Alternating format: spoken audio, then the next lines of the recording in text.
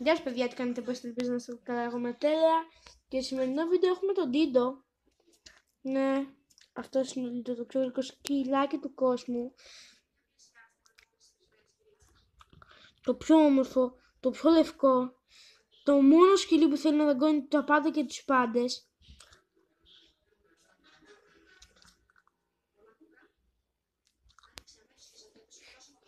Το μόνο σκυλί που κάνει λίγες βλατιούλες, αλλά είναι κατά βάθος τέλειο. Είμαστε εδώ μαζί του επιτέλους. Ξαναφεύγει στο χωριό αύριο, οπότε βρήκα την ευκαιρία να κάνω βίντεο. Και όπως βλέπετε θέλει να δαγκώνει τα πάντα για κάποιο λόγο. Και είχε αρκετά άχμηρα δοντάκια παρόλο που είναι μικρός. Και είναι θαυμάσιο. Εδώ δαγκώνει τώρα το κρεβάτι του, την μπαλίτσα του. Δείτε τον, αυτός θα γίνει πασκεμπολίστας στο μέλλον, ρε. Αυτός θα γίνει πασκεμπολίστας. Το βλέπεις το σκυλί και λες, είναι κανονικό σκυλί. Όχι. Απλά κοίτα εδώ φάτσα. Κοίτα εδώ φάτσα. Κοίτα εδώ, κοίτα εδώ φάτσα. Κοίτα εδώ φάτσα. Κοίτα εδώ, κοίτα εδώ. Δεν είναι τέρμα γλυκούλης.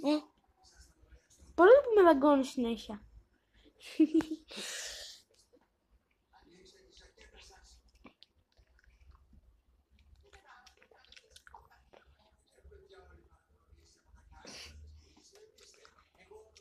Να καταλάβετε, το κεφάλι του είναι μικρότερο από την παλάμη μου. Όχι, όντως είναι μικρότερο από την παλάμη μου. Τι κάνεις, ρε? Θέλει να χώσει κουτουλίδι στην κάμερα, δεν υπάρχει. Δες εδώ φάτσα, δες εδώ φάτσα, δες εδώ φατσόνι. Πήγε κάτω από το κρεβάτι. Τέλος πάντων, παιδιά, αυτό ήταν το βίντεο, ελπίζω να σας άρεσε.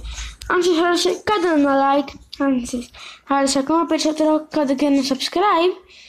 Και ελπίζω να τα πούμε σε ένα επόμενο βίντεο. Καλή διασκέδαση. Και μην ξεχάσω, καλές αρχές σχολείων.